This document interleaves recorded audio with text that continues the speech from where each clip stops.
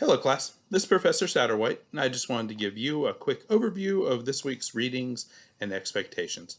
Now, as I mentioned in my email, if you haven't watched The African Americans, the PBS television show, episodes 2 and 3 on Canopy, and that's spelled Canopy with a K, and it's on UWF's library databases. If you have trouble finding that, let me know and I can show you where that is. But at any rate, you'll need to watch these 2 episodes. If you're not terribly familiar with the history, this will be helpful to catch up.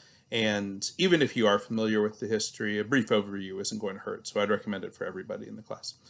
On that same note, the first episode is pretty good too. So if you have the time, it's worth your time to go ahead and watch that. Now, this week's readings will be fairly short, and we're going to have a number of other pieces, supplemental pieces besides the actual text themselves, to go along with what we're looking at. But this will give you the foundation for what we're going to be reading in the future. So first off, before we start reading, I want you to watch one more documentary, and this documentary is Son of Africa. This is also available on Canopy, and it's a documentary that's about Olato Equiano. We're also going to be reading the Trope of the Talking Book by Henry Louis Gates. You'll remember Henry Louis Gates is the host of The African Americans, and many other shows on PBS on African American history. We'll also read Geraci's Spivak's Can the Subaltern Speak? This is a very famous piece. You may have read this in other literary classes. I am going to give you a shorter version of it, the 5-page abridged version. Thank you. You're welcome. And I will allow you to read this one. You can, of course, go into the longer version if you like, if you can find that elsewhere, or if you have that. For what we're doing in the class, I think the 5-page version is perfectly fine. And then we'll also read the actual texts themselves. So this first text, the Trope of the Talking Book, and Can the Subaltern Speak? These will help us better understand the text that we're going to read. One is Olato Equiano. He also goes by a number of other names, but we'll call him this. Olato Equiano's interesting narrative, and we're going to read chapters 1 and 2, and I have a link to that in the syllabus. Then we're also going to read the poem On Being Brought from Africa to America by Phyllis Wheatley. This is a short poem, but I don't want you to take it that just because we're reading a short poem that we're not going to be digging into that, because it's short, but it's also really complicated. And every time I read this, I find a brand new meaning to it. So think about that before we're going into the readings. So if you haven't read Olato Equiano or Phyllis Wheatley, keep in mind 2 things. One, they're going into uncharted territory when they started writing. Both were captured in Africa as children, at least according to their writings. There's some dispute over whether or not Olato Equiano was actually born in Africa, but I'll leave that for other folks to discuss. His writing is what we're looking at right now. So at least according to their writings, both were born and captured in Africa, and both suffered Middle Passage.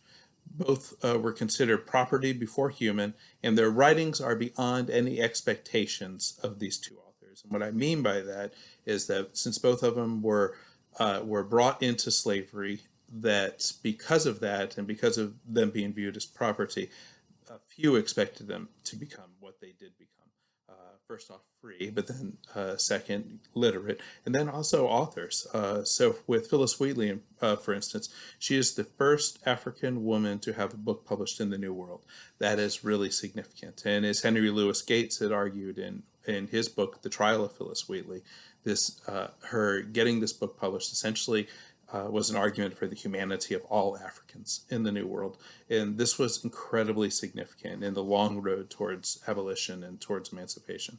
So it really can't be understated what her work did. And then on the British side, what Olato Equiano's work did as well. And considering that America was part of Britain at the time when both these works were written, so was Phyllis Wheatley's work was also considered British at that time, that we're looking at a borderland between histories and the African diaspora. So I just want to mention that. Now, when you're reading Equiano's narrative, if you read the entire narrative, at times it reads like a mix between African anthropology, a conversion story, and even a pirate tale at some points.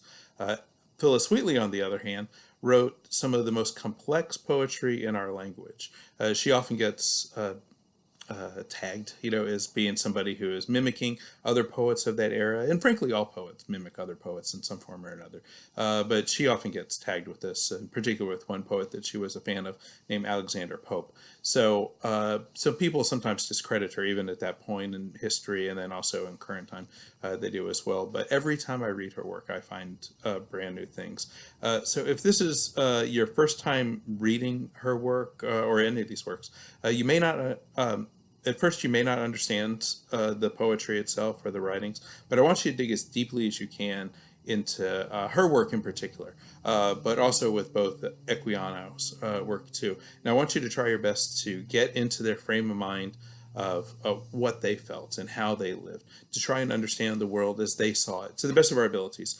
And that's one of the beauties of literature, in particular of these narratives and this poetry, is that there's no other way that we can do this except for through their own words. And what we have are their words written by themselves, written by the authors, and telling us this is what it was like to be me. And this is, as I described earlier, as a time machine in a sense for us right now that we have the privilege of being able to look at. So the writing style is, of course, different. They're writing in the 1700s, late 1700s. But if you spend time with these two authors, the rewards are rich, I promise you. Furthermore, I want you to watch the short documentary I mentioned, A Son of Africa, and that's on about Equiano, and you can find this on Canopy. This Canopy with a K, Kanopy.